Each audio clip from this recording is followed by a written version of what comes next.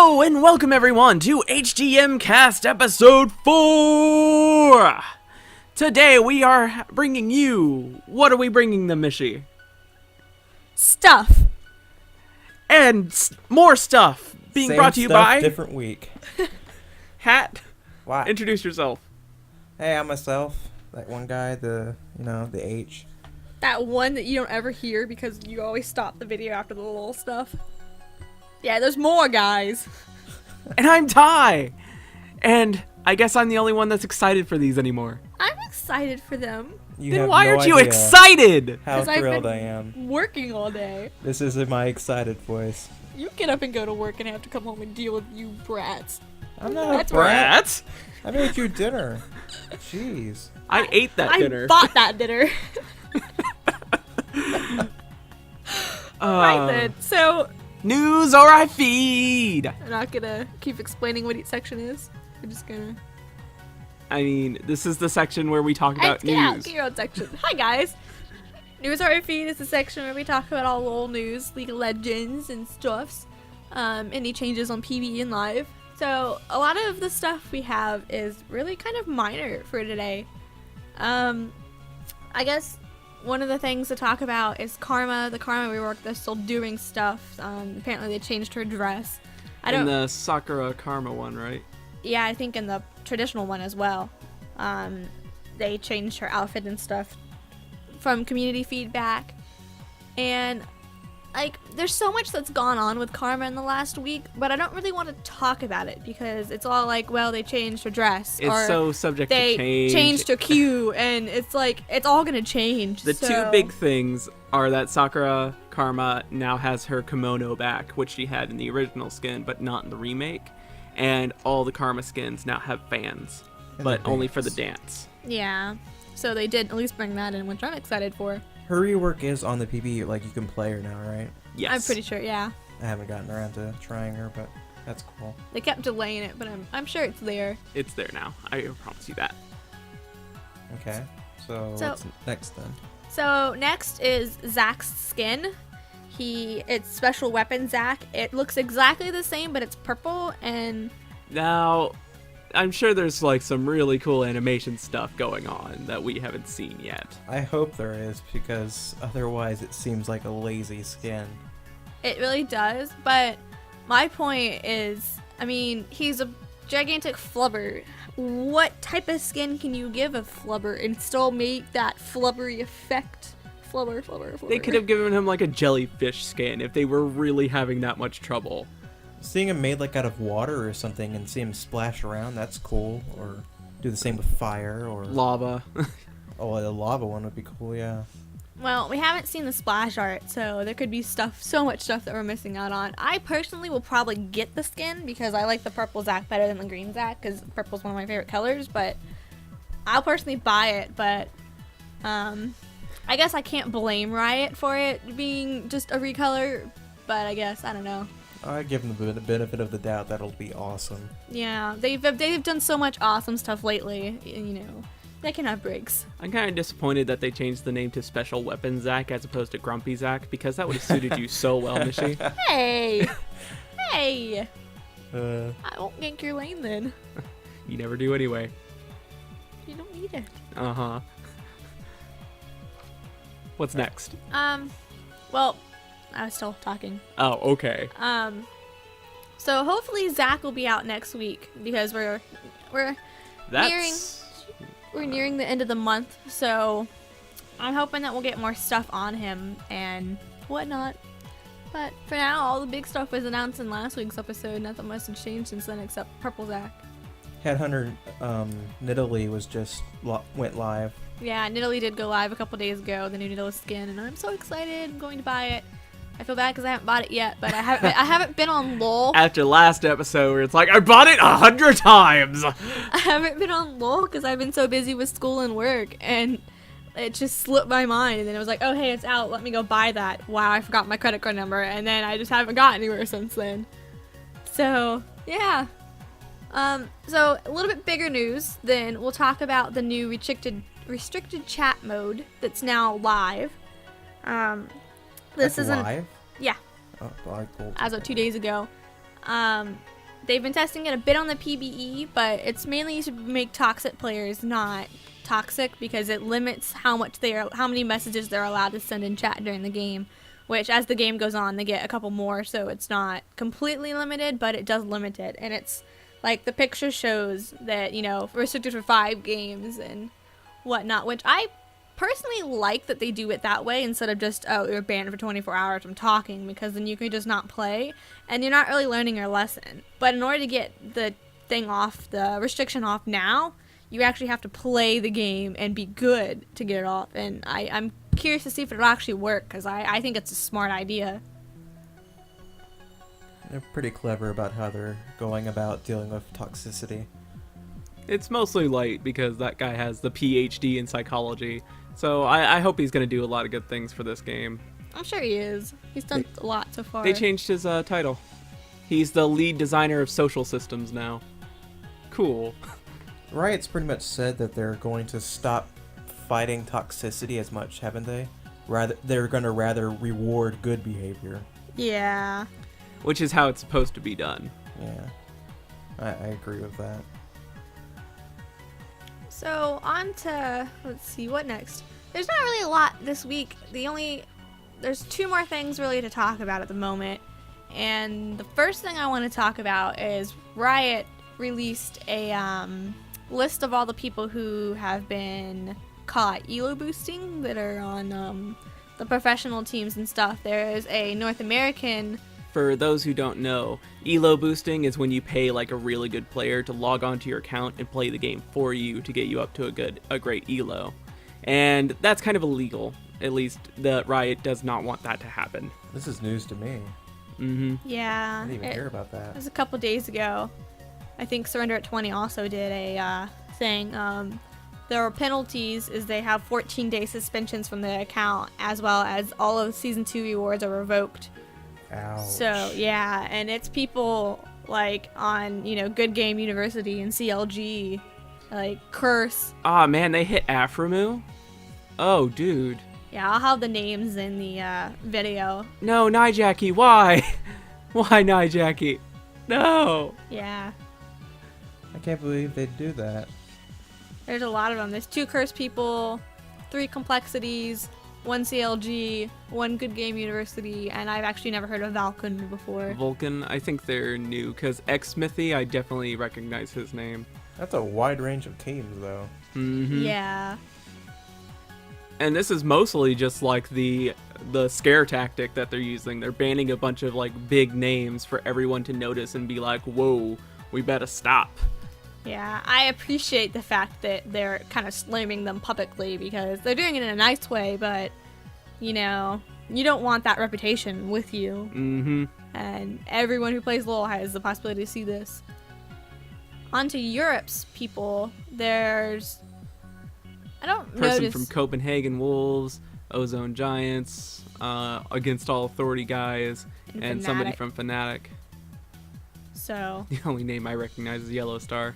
Yeah, so same thing with those people, 14-day suspensions and revoked all the Season 2 rewards. So, no elo boosting, guys. It's bad. Don't do it. Why would you name yourself Cowtard? Why wouldn't you? What else do you got for us, Mitchie? Alright, so this week's kind of boring. The biggest news we probably have is a bunch of changes to Udyr, and I'm gonna let you take that, Tibble. Oh my lord, what have they done? They've just completely overhauled Udyr. Which he needed. Yeah. It's like I forgot borderline upgrade or update, isn't it? Yeah. I forgot he existed. Remake is the word I'm looking for. His passive is that he no longer gets free armor and magic resistance, but gets free movement speed. So, since sticking to people is the most important thing Udyr can do. Movement and attack speed, right? Is that what it is? Gains 10. Yeah, it's movement speed and attack speed. Yeah, okay. He always got the free attack speed, but then they changed it so he got free armor and magic resist as well. But then they're just switching the two. I have no idea how Udyr works, so... His Tiger Stance... Oh, they're pretty much reducing the mana cost. Yeah, they're reducing the mana cost on all of his skills. Tiger Stance now does physical damage instead of magical, which was very important. Because Tiger Stance went from doing like the most possible damage ever into doing no damage whatsoever, because why would Udyr build magic penetration? And then for Turtle, they're actually removing the ability for his Turtle Stance to restore mana, and now it only restores HP, but now he can actually critically strike while he has Turtle Stance up, so he can heal for critical amounts of HP. Bear Stance, they're reducing the duration of his speed boost, but they are increasing just how much speed boost he gets. So it'll be a lot easier for Udyr to stick to people, which is very important for him. And then Phoenix Stance, it used to be that when you go Phoenix Stance, you have to hit somebody 3 times to get the activate of Phoenix Stance, but now it's on the first time and then every 3rd time. It also tweaked his AP ratios and stuff. Yeah, but it no longer grants bonus AP and AD. Lots of changes. Yeah, they completely overhauled him. Which is good. I'd like to see some more idiot players. They're just kind of removing a lot of his free power and making the stuff he already has that people care about better. I think he needed the movement speed thing. That's going to be the thing that makes him great, I think. Mm-hmm. Because he'll just charge at you and lock you down. He's like the only melee-focused character that doesn't have a dash at this point. So lots of free movement speed is going to be really helpful for him. So yeah, that's about it. This is the first episode we haven't had like a cajillion LOL things to talk about. All of this is kind of small things. Well, I have more LOL stuff to talk about. It's just Red Post related. Well, I meant that. Which means we go on to Tybalt's Forum Lurking! I didn't get a song intro for mine. Yeah, you did. No. You always get a song intro for yours. I didn't. You said it. Oh, sorry. Tybalt's Forum Lurking. You still sang that. Tybalt's Forum Lurking. That's like poetry. Ah! Can't win. You can't win. Can I just talk about stuff now? Sejuani is, if you guys remember that whole Quinn journal thing where they were talking, where she went to go talk to Ash and then she went to go talk to Sejuani. Well, now they had the thing where she goes to talk to Sejuani, and the picture of her in Quinn's journal looks completely different from what she normally looks like. She didn't talk to Sejuani. I don't care. She still saw her. I'm just saying. It's important. They completely overhauled her armor, and if you look, her arm guard in the hand that she doesn't use to wield the mace is actually the Seeker's arm guard. No way. It's the same style. That's what it is. No way. Mm-hmm. And then her boar, Kevin Tuggles, it looks a lot beefier and cooler now. I think they actually gave him a real name. It's Kevin Tuggles, damn it. Isn't it? Is it Bristle? Shut up. So yeah, Sejuani's getting a visual update. What she needs. Yeah. They did something wrong there. But what makes this super cool is that it's like, Sejuani just came out. Why would they give her a visual update instead of like Sivir? Well, it's because Lissandra, the 3rd Ice Princess of Freljord, is going to come out soon. And so they're going to update Sejuani to bring the 3 princesses and make their story a lot more, intertwined and cooler and stuff. They completely denying Lissandra at this point. Well, they have to. You're not allowed to talk about what you're doing before it's announced. So, I'm sorry. the fact that they're denying it is actually them confirming it. Because they're not supposed to acknowledge it whatsoever. We're on to you, Riot. But this has led to some complaints about why they haven't why they're not doing Sivir. And that's because it's just not the time. They try to line up visual updates with like lore updates and stuff. He folded the list and capitalized it. Yeah, she is on the list of champions who are going to be getting visual updates. Like the people who are supposed to be on top of that list are Sivir and Sion. And Sivir will get there, but they need to line up like a lore update or a skill update and that's how they like to do things. Apparently, if I'm getting this correctly, the reason why they're updating Sejuani is because of Lissandra, and Yes. because they're really trying hard to bring in that Felior lore into this because it's not very well stated. And in order to do Lissandra's lore, it'll be easy to do her lore if Sejuani's matches now. So yes, Sivir really needs it, but they are focusing more on lore, and this is very lore important. They like to have their team all on the same page when they do things. And this is the best time to do it because, you know, with Lissandra coming out, you can just completely revamp Sejuani's character. Because, tell me, if you talk to Sejuani, what would she say? What would you think her personality is? Moo. Exactly. After you read the second journal entry, she sounds frightening. Yeah, she does. She's very barbaric. Like all of Freljord is supposed to be barbaric, and these are the barbarians of the barbaric lands. That's why I mentioned Quinn didn't actually talk to her, because she probably would have been, like, beaten to death if she was seen by them. Skull bashed in. I felt like it was important to mention. But you never really got that feeling from Sejuani beforehand. Now it's really going to hit home because you're going to be comparing her to Lissandra and Ashe, where it's like, And Ashe just got the visual upgrade too, so they've been working on this for a lot longer than we realized. mm-hmm. I only have one problem with it. What? What champion do we make fun of now? We don't have Heimerdinger. Karma. Okay, we're good. Why are you picking on Heimerdinger? Look at him! Look at him!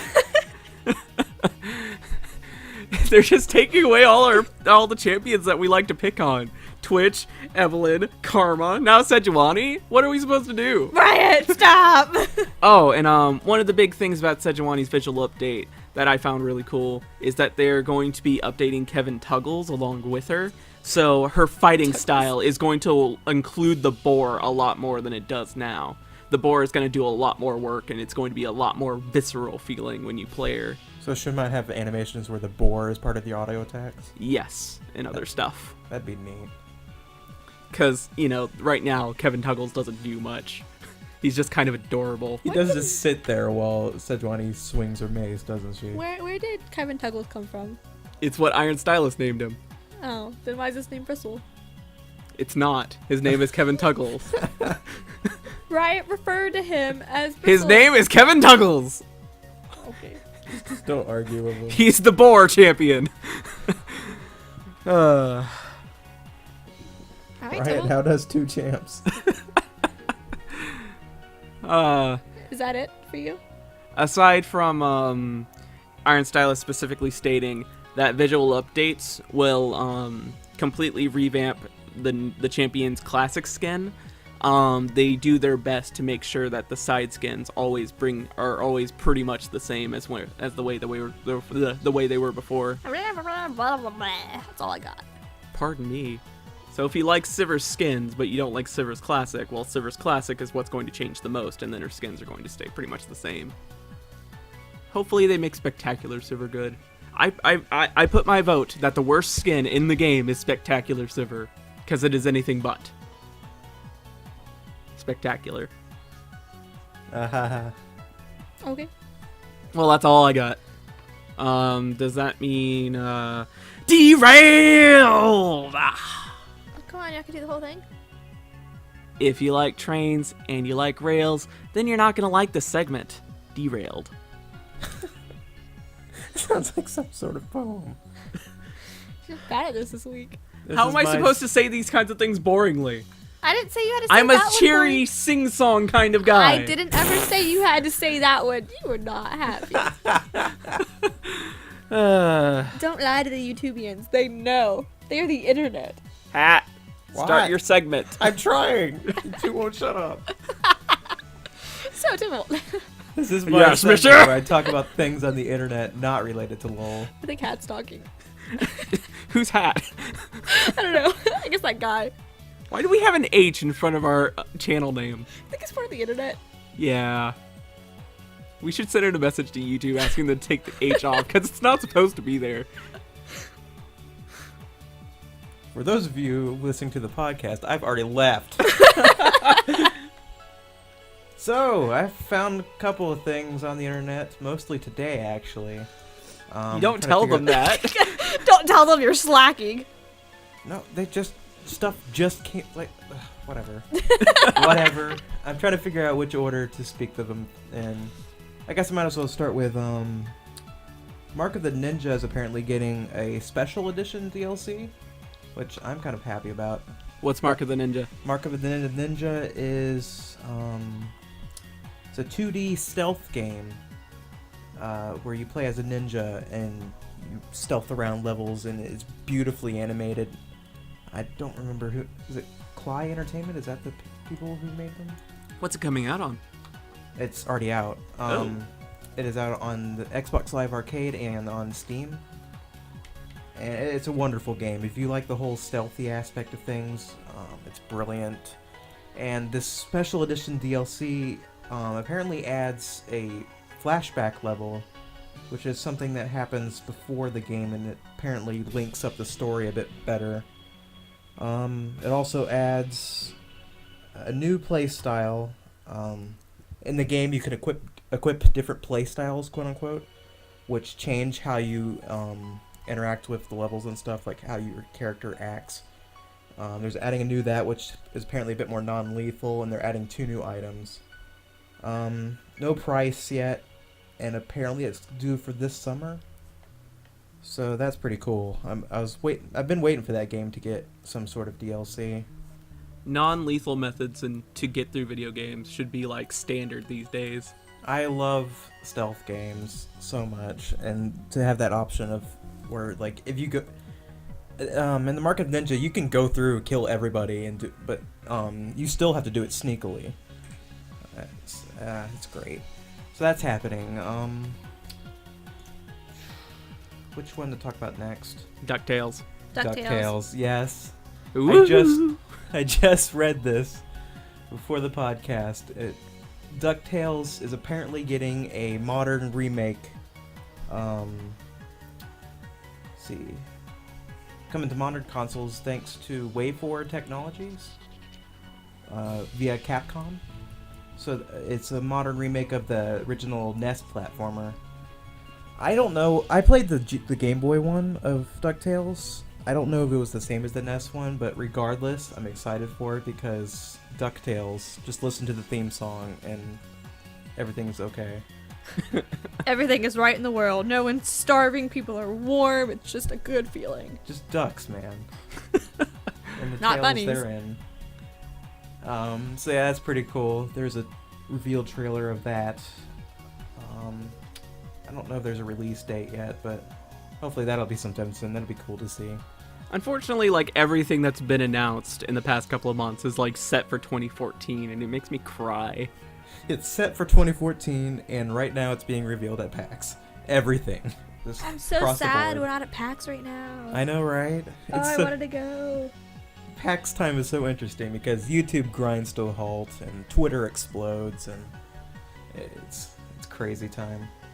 And all these cool games that we don't get to see more of because it's at PAX. But yeah, so there's that. And the next big game reveal, oh my goodness, these guys, you may have heard of them, called Supergiant Games. They made this Aren't one game those called the Bastion Bastion. guys? Yep, they made that one game, Bastion. It did okay, I guess. They're making another game, guys. What? I need to play Bastion at some point. Yes, Supergiant Games revealed Transistor. I can't say much about it. The trailer, it looks so much like Bastion, like the influence is there, but instead of the sort of fantasy feel Bastion had, it's very like futuristic. And it's got like the techie look. I'm watching it now. Female protagonist. Buying it. Go. Just done. That's not a what is reason this to buy sword it. that she's using? This is awesome. Oh, but I didn't even care. Like, as soon as I saw that Supergiant Games was making another game, I was like, that's instant buy. Like, I'm sold. And it's set for 2014. Yep. Damn So it! sad. But at the same time, I'm so glad they're making another game. I gotta play Bastion. I give me plenty of time to actually sit down and play Bastion. You still haven't played it? For those of you who don't know, I have a life, and video games are very hard for me to play. Oh, come on, just sit down and play Bastion one day. Do you know how long I've been playing Fire Emblem Radiant Dawn? For like a year. Yeah, you've only gotten past the first couple of levels. Bastion isn't as long as a grand strategy RPG. I like that name for it. I've been buying games and just Hat keeps taking them. Are you gonna play that, Mishy? No, I don't think though. So this year, can I play it? Okay. Exactly. All right, so that's Transistor. Please go watch the trailer for that. Give them all your love. And I guess the last thing to mention is I'm just kind of excited for BioShock Infinite coming out in about 6 days. I've been looking forward to that as many of people have. That's pretty much all I have to talk about, though. Wasn't there some nonsense with BioShock Infinite? I'm not sure. I heard the game got leaked, so of course, like, asses on the internet are spoiling it for everybody, so, you know, heads up, don't look at comment sections until you beat that game, apparently. Was there something you were talking about with it? There's just some nonsense, like IGN getting a premium review where they get to review it before everyone else. It just doesn't sit too right with me, but that's neither here nor there. I hadn't heard of any of that, but I don't particularly care. Like, I already know BioShock Infinite's probably going to be good. I don't need to care about a review site for it. And we'll know more once it comes out. But yeah, that's pretty much all I have to talk about. Well, since this podcast is a lot shorter than I had thought that it was going to be, and as much as I like them being short, we do have a topic we could probably talk about for a few minutes if you guys are interested. All right. Oh. I got nothing better to As do. YouTubers, I think anyone who's actually watching this video right now knows that YouTube changed their layout. Oh my god. Again? Don't act like you haven't seen it. Yeah. So, Hat could probably talk more about this, but real quick, I wanted to give my opinion because I log on to YouTube one day to upload a video, and I'm looking at it, and I'm like, this is really cool looking. But I didn't really look in depth through it. I just saw, oh cool, you have this video where people who aren't subscribed to you can see what you're about in just a few minutes, you know. I thought that's a really cool thing. But then I was kind of explained to why it sucks. Hat, take it away. I didn't explain it very well. I don't know how to talk about it. A YouTuber I watched did it a lot better. It's just, if you look at it, I mean, just look at the page. Go to a YouTube page that has switched over and just look at it. There's so much white space. Half of it's useless. They've hidden pages just unnecessarily, like, your about information. You have to go to a different tab for that, like, whereas it used to be on the side. And that's where you can only see your subscribers count on just at a glance. You have to go digging into the about page to look at your total channel views or video views.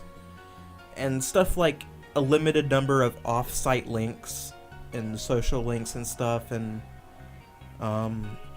the way the homepage works is where you can put the trailer up. That's sort of a cool idea, yeah, for non-subscribed people. But I think one criticism against that is people could just make an awesome trailer, but it would just be their usual content on the channel, and it wouldn't actually represent it, you know. That was my problem with it. I'm sitting there going, okay, we can make a cool trailer. You know, we have a handful of subscribers right now, but we really need blah, blah, blah. We really need to branch out. So this would be a really cool idea. And I'm like, well, look, let's think of all the awesome stuff that we could do with this. And then I was like, except you got to live up to that, you know. Yeah, like, it's not that I'm afraid of not being able to live up to something like that. We don't have enough stuff at the moment for us to put out a video like that, you know. There's the whole recommended channels thing that's sitting on the side, and YouTube's trying too hard to get you to watch YouTube. Yeah, I don't think they've realized that you don't have to. The whole new channel layout was a really good idea, and then they hit, like, broadcast for it.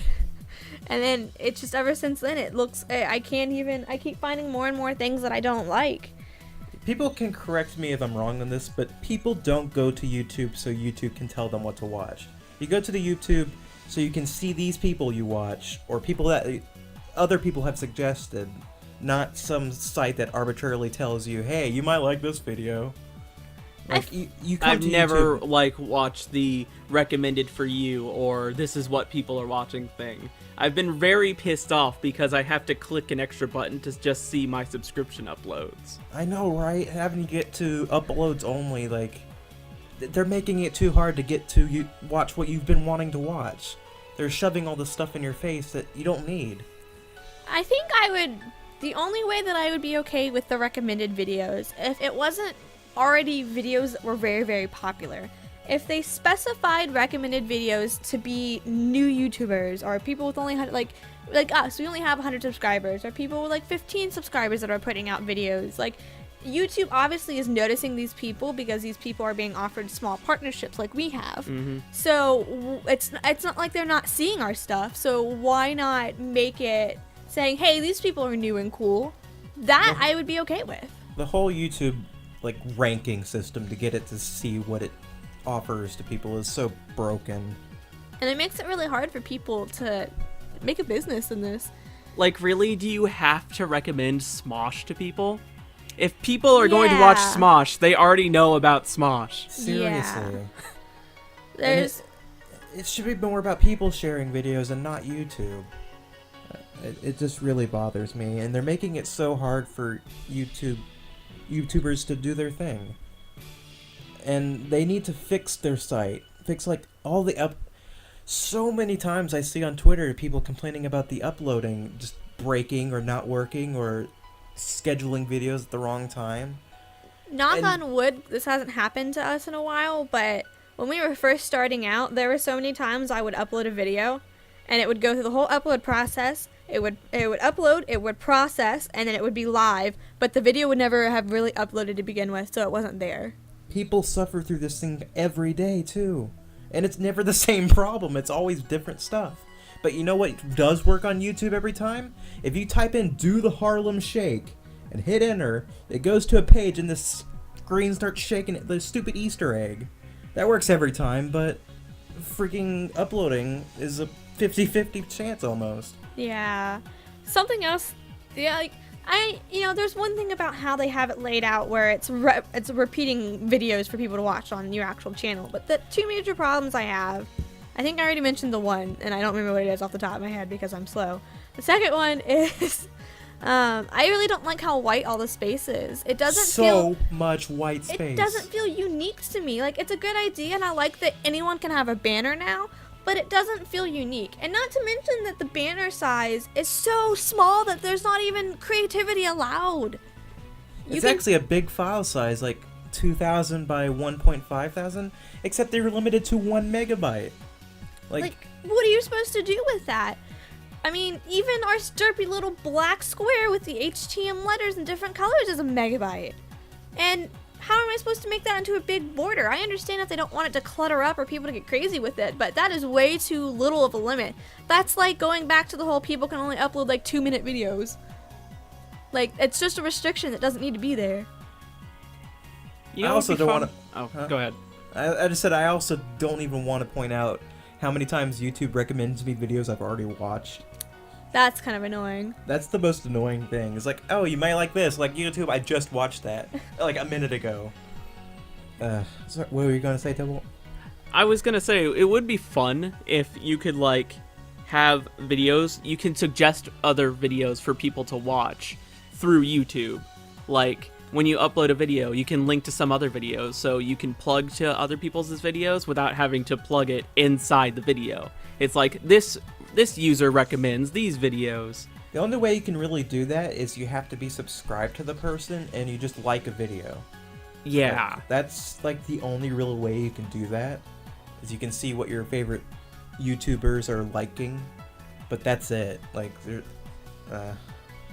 Just have a little thing where it's like, hey, did you like this video? Go check out our friend's channel where he does something similar. you have to put a lot of effort just to get something like that to happen. Most people aren't really willing to do it.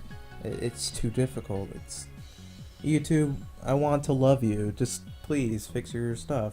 Come Just on be now. YouTube. If they're not careful, YouTube is gonna become like MySpace, because some person Where something comes along that just does everything it does 10 times better with less shit. You know, we could do it. We should make our own YouTube. It'd be called YouTube. What? YouTube, like the number.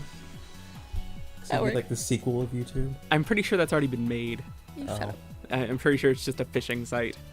But people want to use YouTube though. It's what people have been using for years now. And it's just a shame that they're trying so hard to do this nonsense. Come on, YouTube. You can do it. You used to be cool, bro. Are we done railing on YouTube now? I think we're done. Is that the end of the episode? Did we just derail the derailed segment? Yes. Pretty much. Awesome. Well, one last thing before we go. Does anyone have a question they want to ask the audience?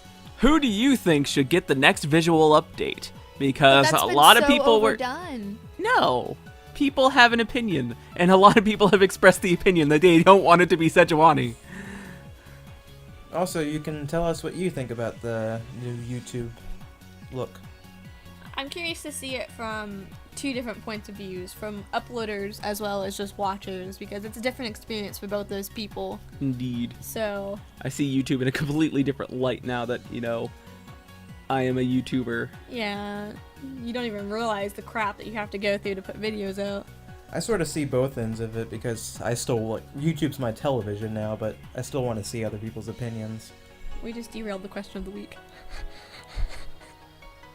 And we got two- HTMcast! Because we stare at Dibble, wondering what he's doing. Well, thank you guys for watching. I'm Ty. I'm Mishi. I'm Hat. And check back next Saturday for our next podcast, where hopefully there's more interesting stuff going on. There was tons of interesting stuff in this episode. Bye, guys. You can't cut me off. Bye, YouTube. Have a nice No, week. I need to talk about the... See you next week.